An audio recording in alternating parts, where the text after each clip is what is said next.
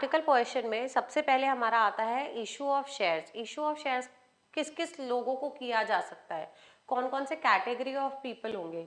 तो सबसे पहले आता है बेटा issue of shares to the public. General public को जब आप शेयर्स इशू कर रहे हो। Issue of shares to the promoters and underwriters. Third case बेटा आपका आएगा issue of shares for consideration other than cash. ठीक है, तो जब हमने बात करी issue of shares for general public, तो जनरल पब्लिक के केस में हम जैसे लोगों को कंपनी जो है वो शेयर्स इनवाइट करती है प्राइमरी मार्केट के थ्रू, राइट। तो वहां पर आएगा पब्लिक को इशू जब वो कर रही है तो वो 3 वैल्यूज पे कर सकती है, at par, at premium and at discount. According to companies act 2013 shares can not be issued at discount. तो ये केस हमारा हर तरीके से एलिमिनेट हो जाता है। तो हमारे पास शेयर को इशू करने के कितने ऑप्शंस बचे प्राइसिंग को लेकर? 2 ऑप्शंस। 10 रुपए का शेयर या तो आप 10 में इशू कर रहे हो which is known as shares issued at पार।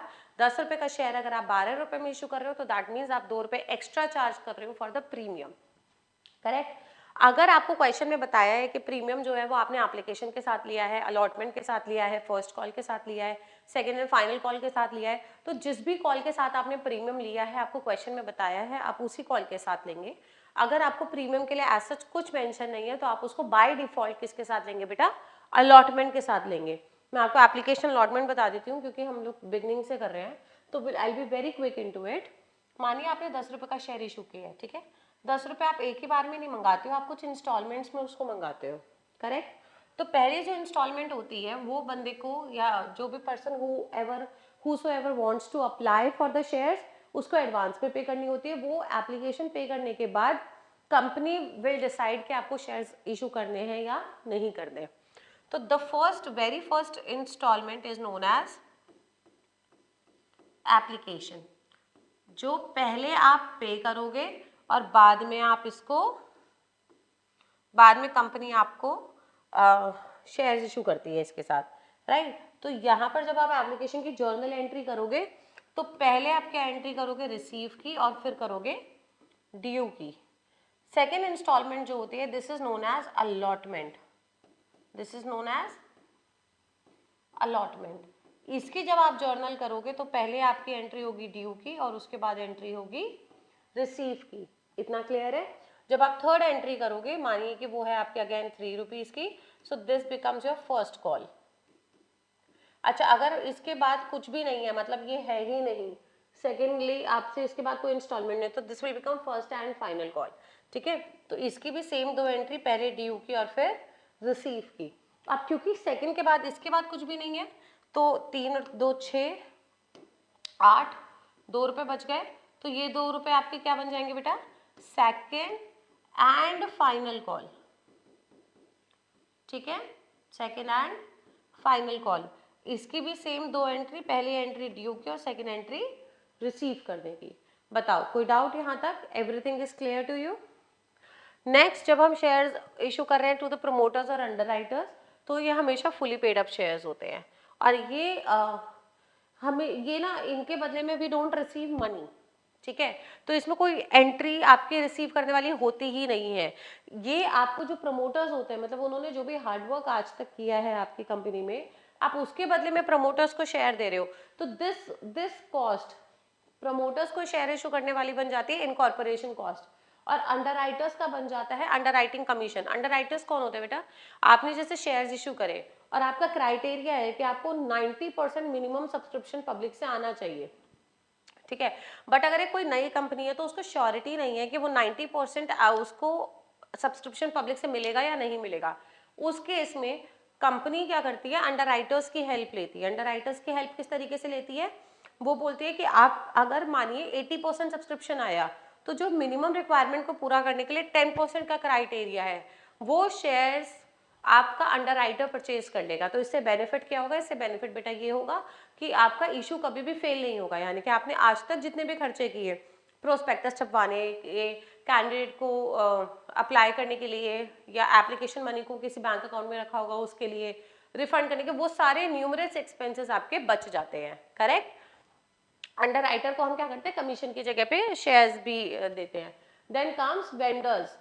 जब आपने मानिए कोई एसेट खरीदा, ठीक है, 10 लाख रुपए का, 10 लाख रुपए के एसेट के बदले में आपने 10 लाख रुपए पूरे कैश देने चाहिए थे या बैंक से देने चाहिए थे या बीपी जो भी देना चाहिए था, बट आपने बोला कि मेरे पास कैश है, बैंक तो नहीं है। आप एक काम करो, 10 में से ना 50,000 रुपए के मेरे पास कैश है, बैंक से ले लो। 9,50,000 रुपीज के लिए मैं आपको शेयर्स इशू कर देता हूँ बेटा। क्या कर देते हैं? शेयर्स इशू कर देते हैं वेंडर को। तो हमें क्या मिल रहा है? एसेट, ठीक है। कुछ पेमेंट हमने करी है, हो सकता है कुछ भी पेमेंट ना करी हो, और बाकी रिमेनिंग अमाउंट के लिए हम पूरा शेयर्स इशू कर रहे हैं। करेक्ट? यहाँ तक ये शेयर्स भी पार पर और प्रीमियम पे इशू किए जाते हैं, डिस्काउंट पे इशू नहीं किए जाते। सेकेंड आपकी जो स्लाइड आती है वो आती है आपके पार, प्रीमियम और डिस्काउंट को डिस्क्राइब करती हुई और बेसिक जर्नल एंट्रीज को डिस्क्राइब करती हुई। तो अगर 10 रुपए की चीज आपने 10 रुपए में इशू करी है, 10 रुपए की चीज के बदले में आपने कितने रुपए लिए हैं पब्लिक से? 10 रुपए लिए हैं, तो इसको बोलते हैं बेटा इशू एट पार। और अगर आपने 10 रुपए की चीज पर अगर आपने कितने रुपए लिए, मानिए 9 रुपए लिए हैं, ये हो जाएगा इशूड एट डिस्काउंट। और 10 रुपए की चीज के बदले में अगर आप बंदे से ले रहे हो 12 रुपए, तो ये हो जाएगा बेटा issue at premium. Correct? Par, premium, discount, तीन अलग अलग सिचुएशंस हैं। उसके बाद बेसिक जर्नल एंट्रीज की हम बात करते हैं। तो बेसिक जर्नल एंट्रीज में आपका बेटा सबसे पहले आता है, मैंने आपको बताया eight the time of application, आप पहले एप्लीकेशन रिसीव करेंगे, उसके बाद ड्यू करेंगे, फिर अलॉटमेंट को ड्यू करेंगे, फिर रिसीव करें, मतलब सबको बाद में पहले ड्यू बाद में रिसीव, बट सिर्फ एप्लीकेशन के केस में पहले रिसीव बाद में ड्यू। तो ये हो जाएगा bank account debit to share application account, क्योंकि पैसा आ रहा है और एप्लीकेशन की वजह से आ रहा है। अमाउंट कैसे डालेंगे? Number of shares applied by the public multiply by application money. Correct? Second हो जाता है एप्लीकेशन टू शेयर कैपिटल, आप इसको ड्यू कर रहे हो, अमाउंट विल बी सेम। अगर यहाँ पे आपने कुछ पैसा रिफंड किया है तो टू बैंक आ जाएगा, अलॉटमेंट हो जाएगा, यानी कि इस केस में इस एंट्री में हमारे चेंजेस पॉसिबल है। नेक्स्ट आता है share allotment to share capital. हो सकता है अगर शेयर्स इशू किए गए हैं प्रीमियम पे, तो premium I told you with allotment आप लेंगे, अगर कुछ नहीं बताया तो प्रीमियम का मनी जाता है टू सिक्योरिटीज प्रीमियम अकाउंट में। Correct? So number of shares allotted multiply by allotment money. तो क्वेश्चन डन। अब प्रीमियम में कैसे जाएगा? प्रीमियम से मल्टीप्लाई कर देंगे। हमेशा याद रखने वाला पॉइंट क्या है? शेयर कैपिटल में ना तो कभी भी आपके प्रीमियम का इफेक्ट आता, ना कभी भी आपके डिस्काउंट का इफेक्ट आता। ठीक है? आप हमेशा कॉल्ड अप मनी ही डालते हैं शेयर कैपिटल के अंदर। Then bank to share allotment account. यहाँ तक क्लियर? आगे देखो, जब आपने फर्स्ट कॉल ड्यू करी है तो एंट्री क्या बनेगी? Share first call account debit to share capital account. Receive करते टाइम बेटा एंट्री क्या हो जाएगी आपकी? Bank account debit to share first and final call. अगर सेकेंड कॉल होगी तो क्या एंट्री बन जाएगी? Equity share second and final call account debit to share capital account. Then at the time of receiving it the entry will become bank account debit to equity share second and final call. यहाँ तक entries clear है? इसमें बताओ, आगे continue करते हैं बेटा। अब एक क्वेश्चन आपको दे रखा है, बहुत बेसिक क्वेश्चन है, वो बेसिक क्वेश्चन हम लोग करेंगे। XYZ issued 20,000 equity shares of 10 each at a premium of 20%। तो पहली बात तो हमें पता होना चाहिए 20% किस चीज का। तो ये 20% आपको लेना है 10 रुपए का बेटा। तो कितना आया? 2 रुपीज। तो आपका इशू प्राइस कितना बन गया बेटा? इशू प्राइस आपका बन गया 10 plus premium which is 12 rupees. ठीक है? The amount was payable as follows, 3 5 in the balance. तो बैलेंस कैसे निकालेंगे? टोटल मनी कितना है? 12 रुपए। 12 में से 3 और 5 माइनस करो, 8 माइनस करके 12 में से कितने बचते हैं बेटा? 4 रुपए। क्योंकि अलॉटमेंट इंक्लूडिंग प्रीमियम है तो इसको भी बारफिकेट करेंगे ताकि कैपिटल और सिक्योरिटीज प्रीमियम में अमाउंट डाला जा सके। तो आपका 2 रुपए का प्रीमियम है, 5 रुपए का इंक्लूडिंग प्रीमियम है, तो आपका अलॉटमेंट की फेस वैल्यू कितनी हो गई बेटा? 3 रुपए। क्लियर? एंट्रीज में देखो, पहली एंट्री हो जाएगी bank account debit to equity share application account. कितने शेयर्स पर? 20,000 शेयर्स पे कितने रुपए? 3 रुपए। कितने हो गए? 60,000। सेकेंड एंट्री आपकी हो जाएगी बेटा equity share application account debit to equity share capital, again 60,000 से 20,000 इंटू 3। थर्ड आपकी एंट्री होगी equity share allotment account debit to equity share capital to securities premium. तो इक्विटी शेयर अलॉटमेंट कितने से आएगा? 20,000 multiply by 5 which is 1 lakh. At the time of due, मतलब आप capital में कितना डालेंगे? 20,000 multiply by 3 which is the face value. Then at the time of premium आप इसको डालेंगे 20,000 multiply by ₹2, correct. Fourth entry आपकी बनेगी रिसीव करने की bank account debit to equity share allotment account 20,000 into 5, ठीक है, 1 लाख रुपए। कोई कॉल्स एंड अरियर्स होता है, एडवांस होता है तो उसको एडजस्ट कर दे, बट यहाँ पर इस केस में कुछ भी नहीं है। देन आता है फर्स्ट एंड फाइनल कॉल को पहले ड्यू करेंगे, equity share first and final call account debit to equity share capital account 20,000 shares multiply by the balance, balance कितना आया था अपना ₹4, 80,000। Then bank account debit to equity share first and final call again 80,000। I hope यहां तक clear है, किसी को कोई डाउट नहीं है। आगे कंटिन्यू करें बेटा। नेक्स्ट टॉपिक आपका, इसमें एक क्वेश्चन है आपका होमवर्क के लिए। PQR limited issued 50,000 shares of 10 each at a premium of 25%। तो 25% किसका निकालेंगे, 100 का, तो वो जाएगा ₹25 which was payable as follows. Application पे 50, अलॉटमेंट पे 50, 50 is including premium, and then first and final call पे बैलेंस 25, ठीक है। पूरा पैसा मिल गया, सब्सक्राइब पूरा हो गया, सारा कुछ अच्छे से पूरा स्मूथली चला, कोई कॉल्स एंड अरियर्स एडवांस नहीं है, कोई अंडर सब्सक्रिप्शन ओवर सब्सक्रिप्शन नहीं है, सिर्फ बेसिक एंट्रीज है। ये क्वेश्चन आपको होमवर्क में करना है, करेक्ट। नेक्स्ट टॉपिक आता है, मैंने आपको बताया था eight the time of issue हम लोग 3 लोगों को इशू करते हैं। पहला आता है टू द जनरल पब्लिक, दूसरा आता है to the underwriters and the promoters. तो अब हमारा टॉपिक क्या है, अंडरराइटर्स एंड प्रमोटर्स वाला। अगर आप शेयर्स इशू कर रहे हो प्रमोटर्स को, बेटा किसको, प्रमोटर्स को, तो ये बनता है पार्ट ऑफ इनकॉर्पोरेशन कॉस्ट। क्या बनता है, इनकॉर्पोरेशन कॉस्ट। तो इसकी एंट्री क्या बनेगी, incorporation cost account debit to equity share capital account being shares issued to promoters. जब आपने शेयर्स इशू करे अंडरराइटर्स को, तो इसके एंट्री क्या बनेगी, underwriters commission account debit to share capital account. देखो ये तो ना नलिफाई करने के बाद एंट्री बनती है, अदरवाइज इसकी एंट्री कैसे बनती है, underwriting commission account debit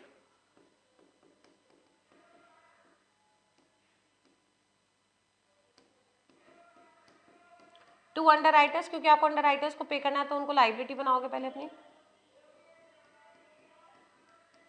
correct, underwriters account. लेकिन और उसके बाद आप क्या करोगे, शेयर इशू कर रहे हो अंडरराइटर्स को, तो underwriters account debit account debit to equity share capital account, correct. अब आपने क्या करना है, इसको अंडरराइटर्स कैंसिल हो जाएंगे आपस में, एंट्री क्या बन के आ गए, underwriting commission account debit to equity share capital account. आप इस एंट्री को डायरेक्ट भी कर सकते हैं।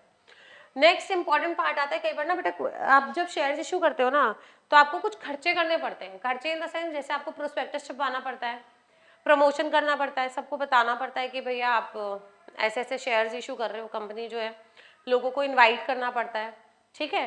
तो बहुत सारे तरीके के न्यूमरस खर्चे होते हैं, बैंकर्स को अपॉइंट करना पड़ता है, फाइनेंशियल इंस्टीट्यूशंस को अप्रोच करना पड़ता है, कई बार अंडरराइटर्स को भी अपॉइंट करने में कुछ खर्चे चले जाते हैं। तो वो सारे खर्चे होते हैं शेयर इशू एक्सपेंसेस।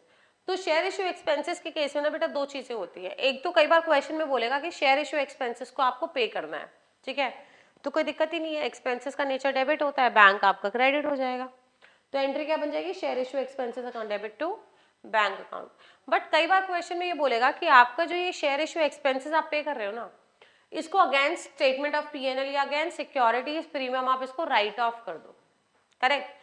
तो देखो सिक्योरिटीज प्रीमियम, उसका नेचर क्रेडिट हो गया, अगर हम उसको राइट ऑफ कर रहे हैं तो उसका नेचर रिवर्स जाके डेबिट हो जाएगा। तो अगर आपसे बोले सिक्योरिटीज प्रीमियम से राइट ऑफ करो, तो सिक्योरिटीज प्रीमियम को डेबिट कर देंगे। अगर आपसे बोला है स्टेटमेंट ऑफ पीएनएल से राइट ऑफ करो, तो आप स्टेटमेंट ऑफ पीएनएल को डेबिट कर देंगे। तो एंट्री क्या बन जाएगी, सिक्योरिटीज प्रीमियम अकाउंट डेबिट या फिर स्टेटमेंट ऑफ पीएनएल, या हो सकता है हाफ हाफ बोला हो, जैसा भी क्वेश्चन में दिया as per the question terms, to share issue expenses account. कोई डाउट, श्योर, समझ में आ गया? एक बार स्क्रीनशॉट ले लो इसका। नेक्स्ट कंटिन्यू करते हैं बेटा।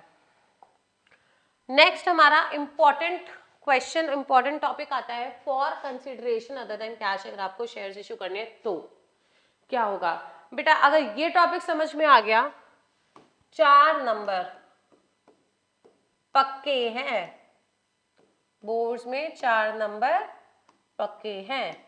या तो ये टॉपिक यहां से उठेगा इशू ऑफ शेयर्स में से, या ये टॉपिक इशू ऑफ डिबेंचर्स में से उठेगा, but share issued for consideration other than cash 99.99% definitely आएगा ही आएगा 3 से 4 नंबर में, ठीक है। अगर शेयर्स का कंसिडरेशन समझ में आ गया तो डिबेंचर्स का तो ऑब्वियसली आ गया, वो बहुत सिमिलर है, सिर्फ फर्क कितना है, जहां आपने इक्विटी शेयर कैपिटल लिखा है यहाँ पर, वहां पर आपको उतना परसेंटेज ऑफ डिबेंचर्स डालना होता है, that is the only difference, और कोई डिफरेंस नहीं है। I hope I am making sense to you. पानी पे आओ, ब्रेक लेना है ब्रेक ले लो, वीडियो को पॉज कर लो, जो करना है, but sit here with a fresh mind, correct. तो हम लोग बेटा स्टार्ट करने जा रहे हैं share issued for consideration other than cash, यानी कि मैंने क्या करा, मैंने शेयर्स खरीदे, शेयर्स खरीदने के बाद मैंने जहां मुझे पेमेंट करनी थी, कुछ पेमेंट करी या नहीं करी depends on the question, but मैंने पेमेंट करने की जगह शेयर्स इशू कर दिए, मैंने वेंडर को बोला आप आओ मेरी कंपनी के शेयर्स ले लो, करेक्ट।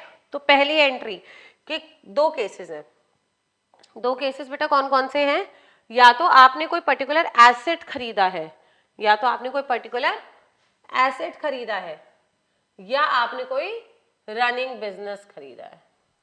अगर आपने कोई एसेट खरीदा है तो एसेट आएगा आपके पास, तो क्या हो जाएगी entry, assets account debit to vendor account, correct. अगर आपने कोई रनिंग बिजनेस खरीदा है तो याद करो क्लास 11th आपको जर्नल एंट्रीज के केस में ओपनिंग एंट्री का एक टॉपिक पढ़ाया गया था, याद आया कुछ। उस ओपनिंग एंट्री में आपको बोला था जितने भी एसेट्स हैं उनको डेबिट करो, जितनी भी लाइबिलिटीज हैं उनको क्रेडिट करो along with the purchase consideration amount, और दोनों का एक डिफरेंस निकालो। अगर आपका लाइबिलिटी साइड ज्यादा आता है तो difference will be posted to goodwill account, and अगर आपका एसेट का ज्यादा आता है एंड इन दोनों का बैलेंस टोटल कम आता है तो the difference will be posted to the capital reserve account, correct. तो इस केस में पहली एंट्री क्या बन गई, अगर कोई एसेट खरीदा है तो एसेट्स टू वेंडर, दूसरी एंट्री क्या बन गई, सेंड्री एसेट, जो भी नाम होंगे, plant machinery land and building, whatever the names are given, account debit to whatever the liabilities are given to purchase consideration with the name of the vendor, then you have to find the difference between the two assets and the debit and the credit side, and along with the difference what will you be writing, you will be writing either goodwill or capital reserve, clear। इसके बाद आता है अगर आपने part payment करी है, मतलब आपने 10 लाख का एसेट खरीदा, आपने मानी 1 लाख रुपए कैश से, बैंक से, बिल्स पेबल से दे दिए, तो एंट्री क्या बनेगी बेटा, vendor account debit to cash account, bank account या फिर बिल्स पेबल्स अकाउंट, क्योंकि वेंडर डेबिट हो जाएगा, अब उसको पैसा मिल रहा है, उसकी लाइबिलिटी कम हो रही है, कैश बैंक का बिल्स पेबल आपके पास से जा रहा है, लाइबिलिटी बन रही है बिल्स पेबल्स की, इसलिए, करेक्ट। ये दो एंट्री तो बेटा बहुत बेसिक एंट्री है। थर्ड एंट्री आती है इंपॉर्टेंट, ठीक है, थर्ड एंट्री आती है आपकी इंपॉर्टेंट एंट्री। अब आपने क्या करना है, आपने बैलेंस अमाउंट के लिए आप शेयर्स इशू कर रहे हो, यही तो कर रहे हो आप। आपने 10 लाख का शेयर खरीदा, सॉरी एसेट खरीदा, उसमें से 1 लाख रुपए की अगर आपने पेमेंट कर दी तो 9 लाख रुपए, 9 लाख रुपीज जो आपके पास बचे उनके लिए आप शेयर्स इशू कर रहे हो, तो वो शेयर्स भी पार प्रीमियम पे इशू किए जा सकते हैं, ठीक है। वो शेयर्स किस पे इशू किए जाएंगे बेटा, पार पे या फिर प्रीमियम पे। डिस्काउंट का केस यहाँ पर भी पॉसिबल नहीं है, because according to the companies act 2013 shares can not be issued at discount, clear. अब इसके लिए ना आपको एक वर्किंग नोट बनाना होता है। क्या बनाना होता है बेटा, वर्किंग नोट। वर्किंग नोट में आप क्या निकालते हो, नंबर ऑफ शेयर्स जो आप इशू कर रहे हो टू द वेंडर, करेक्ट। कई बार सिर्फ एमसीक्यू में आपसे नंबर ऑफ शेयर्स कैलकुलेट करने के लिए भी पूछ लेते हैं, बहुत आसान है, कोई इतना लोड लेने वाली बात नहीं है। Balance of the purchase consideration divided by the issue price of the share, ठीक है। Balance of the purchase consideration का क्या मतलब है, कितने का एसेट खरीदा उसमें से कितना पेमेंट कर दिया, जो बच गया वो। Issue price of the share का मतलब क्या है, 10 रुपए का शेयर या तो आप 10 रुपए में दोगे पार के केस में, या 10 रुपए का शेयर आप कितने में दे रहे हो, 12 रुपए में। तो ये जो है ये आपके क्या है बेटा, इशू प्राइस, कितने में आप शेयर इशू कर रहे हो। प्रीमियम होगा तो प्रीमियम ऐड कर देंगे, डिस्काउंट होता है डिस्काउंट माइनस कर देते हैं। एंट्री पार के केस में vendor account debit to equity share capital account. Amounts के लिए कोई बच्चा ये नहीं करेगा, नंबर ऑफ शेयर्स निकाल के आना कंपलसरी है, कंपलसरी है, फिर सुन लो कंपलसरी है। नंबर ऑफ शेयर्स जो आपके कैलकुलेट करके आए वो multiply by issue price, correct, par के केस में, या फिर फेस वैल्यू, क्योंकि दोनों सेम है तो इसलिए कोई फर्क पड़ता ही नहीं है। लेकिन प्रीमियम के केस में vendor to share capital to securities premium account, right, amount, यहाँ पे तो जाएगा balance of the purchase consideration, जो भी बच गया है क्या डालोगे आप, balance of purchase consideration. Equity share capital में क्या डालोगे, नंबर ऑफ शेयर जितने भी आपने निकाले multiply by face value of one share, correct, multiply by face value of one share, मतलब जितने का भी शेयर है उतने का। प्रीमियम के केस में क्या जाएगा, number of shares multiply bye premium value, correct. कोई डाउट यहां तक? आई होप सबको सब समझ में आ गया अच्छे से। इसका स्क्रीनशॉट लो बेटा, जहां जहां मैं बोल रही हूँ स्क्रीनशॉट लो, वहां स्क्रीनशॉट लेना कंपलसरी है। Take a screenshot of it. Done, screenshot हो गया। नेक्स्ट आओ, आप करते हैं इसकी क्वेश्चन प्रैक्टिस। मैंने आपको बताया 4 नंबर, बेटा 4 नंबर बहुत होते हैं बोर्ड एग्जाम्स में, इतने इजी टॉपिक से अगर मिलते हैं तो।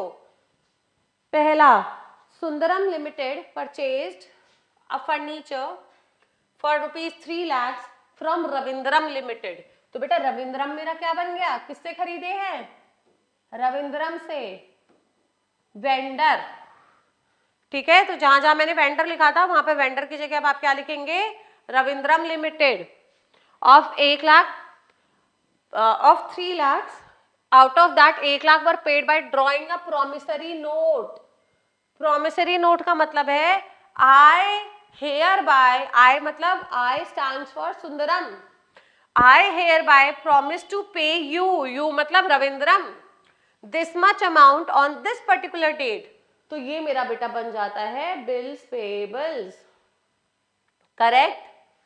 In the favor of Ravindram Limited, the balance was paid by issue of check shares of 10 each at a premium of 25%. 10 रुपए का प्रीमियम कितना होता है 25% से, 12.5 रुपीज। ये हो गया मेरा issue price of 1 share, correct. Entries पे आ जाओ।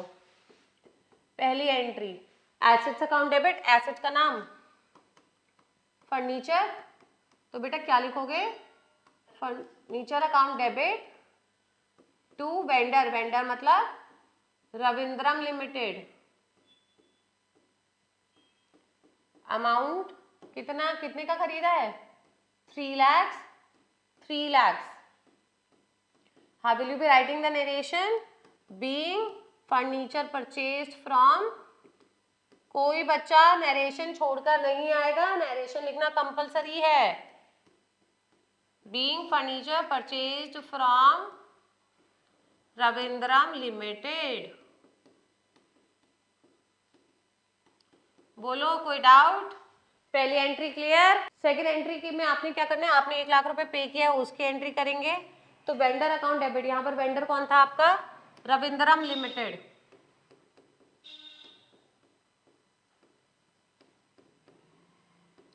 अकाउंट डेबिट टू, कैसे पे किया है, बिल्स पेबल्स के थ्रू, तो you will be writing here to bill payables account. कितना पे किया है बेटा, 1 लाख,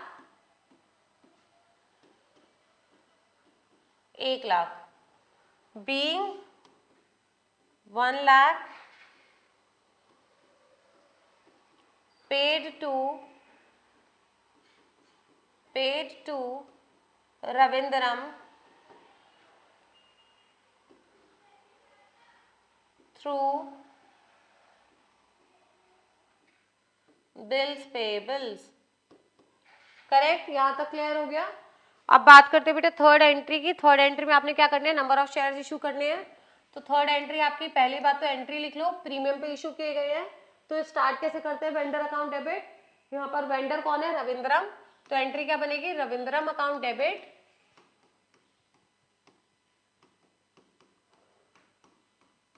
टू, आप शेयर्स इशू कर रहे हो इसलिए to equity share capital you will write, to equity share capital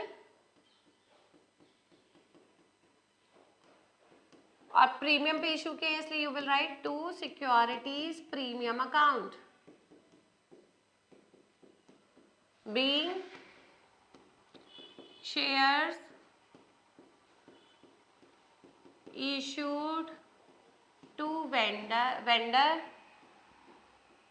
at premium of 25%. Clear? यहाँ तक कोई डाउट? अब आपने को मैंने बताया था वर्किंग नोट बनाना है. वर्किंग नोट में आपने क्या निकालने हैं? Number of shares. ठीक है, नंबर ऑफ शेयर्स क्या कैसे निकालेंगे बेटा? Calculation of number of shares allotted to vendor. Balance of purchase consideration 3 lakh का एसेट था, एक पे कर दिया तो बैलेंस कितना बचा बेटा? 2 लाख डिवाइडेड बाय 12.5. कैसे लिया मैंने? 10 रुपए का शेयर प्लस में 2.5 रुपीज का प्रीमियम, तो टोटल वैल्यू क्या निकल कर आ गई? 12.5. अब आप इसको सॉल्व कर दो, हटाकर डेसिमल. मैंने 5 के टेबल से कट किया, देन मैंने 25 के टेबल से कट किया. 8,000. नंबर ऑफ शेयर्स कितने आ गए? 16,000 शेयर्स. करेक्ट. जब आप निकालोगे यहाँ पर अमाउंट, तो यहाँ पर डालोगे बैलेंस वैल्यू रविंद्रम के केस में. So the balance value will be 2 lakhs. Share capital will be 16,000 into 10. Premium value will be 16,000 into 2.5. तो इट विल बी 1,60,000. 2.5 से मल्टीप्लाई करके इट विल बी 40,000. बोलो, किसी को कोई डाउट? ये आ गया बेटा पूरा क्वेश्चन का सॉल्यूशन. इस तरीके से करके आने हैं ताकि पूरे 4 में से 4 नंबर मिले. एक बार इसका स्क्रीनशॉट लो, ये क्वेश्चन रीड करो. आगे कंटिन्यू करते हैं. एक और क्वेश्चन है, ये भी मैं करा रही हूँ. उसके बाद नेक्स्ट वीडियो में मैं एक पूरी worksheet which will be related to the consideration other than cash only, उसके क्वेश्चंस प्रैक्टिस कराऊंगी ताकि 4 नंबर में हमारे पास कोई भी स्कोप ना हो कि 4 में से हमारा 0.25 भी कटे. 4 में से I want you to get पूरे 4 number. Got it? Correct? Okay. So this question says K limited took over the assets. Specifically नाम मेंशन है, कौन सा एसेट नहीं मेंशन, तो it will become sundry assets of rupees 15 lakhs and liabilities of rupees 5 lakh. That means हमने कोई running business खरीदा है.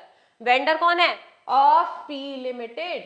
For a purchase consideration of this much amount 13,68,500 हमारा क्या है? Purchase consideration. और उसमें से 22,500 हमने एक प्रोमिसरी नोट, वापस से हम लोग बोल सकते हैं बिल्स पेबल्स के थ्रू पे किया पी लिमिटेड को, और 2 महीने के बाद वो बिल्स पेबल जो है वो एक्टिव होगा. बैलेंस जो है हमने शेयर्स दिए, 100 रुपीज का एक शेयर है, 25% प्रीमियम है. आई गेस कर सकते हैं इस क्वेश्चन को? ट्राई करोगे? स्क्रीन पे मत देखना, just give it a try. ठीक है?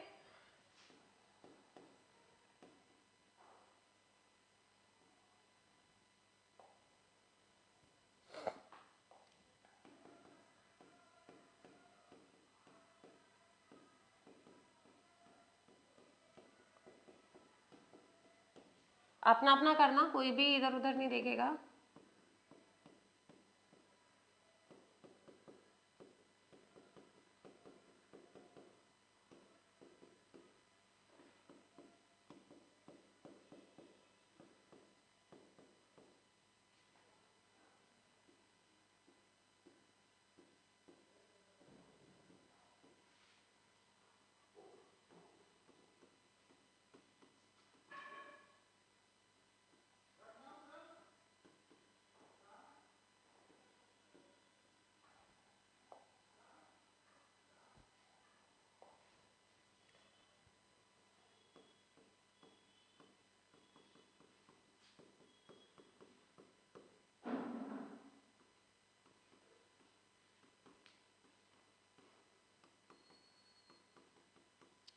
पहली एंट्री हो गई बेटा.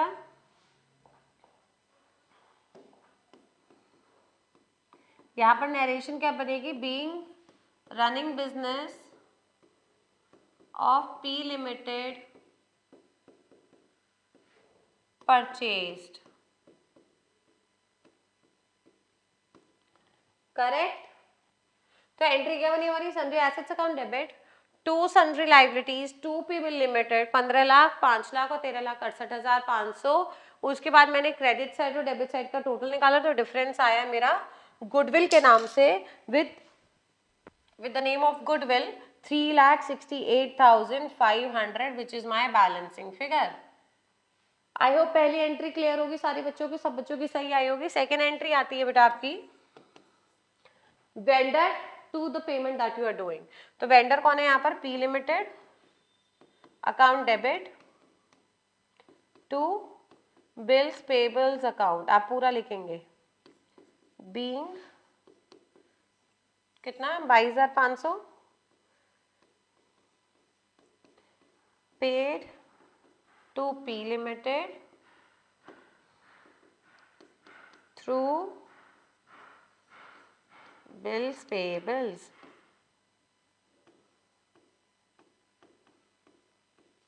बाईजार 500। थर्ड एंट्री क्या बनेगी बेटा, वेंडर यानी कि P limited account debit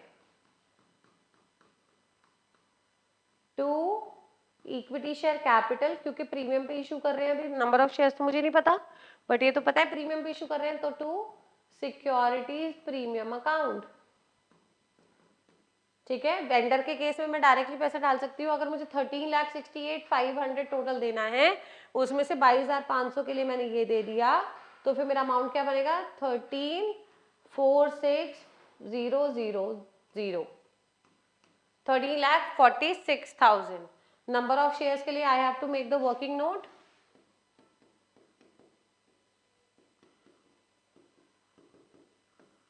working note में आपने क्या लिखना है यहाँ पर, number of shares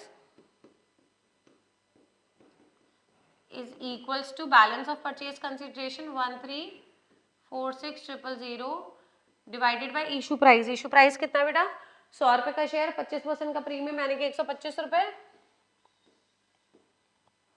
सॉल्व कर लो इसको, तो निकल कर आए 10,768। जब मैं अमाउंट पुट करूंगी तो कैसे करूंगी, 10,768 multiply by 100, 10,768 multiply by 25 rupees of premium. तो ये वैल्यू निकल कर आती है मेरी 2,69,200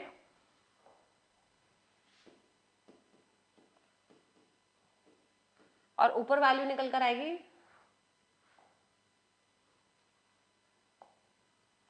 1,076,800। बताओ बेटा कोई डाउट, पूरा क्वेश्चन अच्छे से समझ में आ गया। I guess consideration other than cash का टॉपिक पूरा क्लियर है। ये वर्किंग नोट क्लियर है, क्योंकि ये working note plays a very important role in the question. कई बार ये वर्किंग नोट निकालने के लिए ही 1 नंबर का एमसीक्यू पूछ लिया जाता है। आई होप यहाँ तक का टॉपिक सारा क्लियर है। तो हमने क्या क्या पढ़ा, हमने बेसिक थ्योरी पढ़ी, उसके बाद हमने अगर हम शेयर्स पब्लिक को इशू कर रहे हैं तो application allotment, first call, final call की एंट्रीज पढ़ी। उसके बाद हमने प्रमोटर्स और अंडरराइटर्स के बारे में पढ़ा, शेयर इशू एक्सपेंसेस के बारे में पढ़ा, and the last but not the least आपने पढ़ा most important topic of the chapter, जो सीधा सीधा आपको 4 नंबर ला कर देगा, purchase consideration other than cash. Correct. इसके लिए आप नेक्स्ट वीडियो जो होगी उसमें कोशिश करेंगे 6 से 7 क्वेश्चंस करने की, which will be related to the purchase consideration only, and then will be done with the topic. Next video में मिलेंगे, स्टे ट्यून। तब तक लाइक शेयर एंड सब्सक्राइब करना ना भूलें। आपका अगर कोई भी डाउट है, अगर आपको किसी भी टॉपिक पे कोई सेपरेट वीडियो चाहिए या फिर आपको कोई वर्कशीट चाहिए या any material you want, just do let me know in the comment section. I'll be more than happy to provide you those worksheets. Topics of the next class will be under subscription, calls in arrears and calls in advance. Correct? Do like, share and subscribe my YouTube channel. Thank you so much. Bye. Take care. All the best. अच्छे से पढ़ाई करें, शांत रहें, स्वस्थ रहें.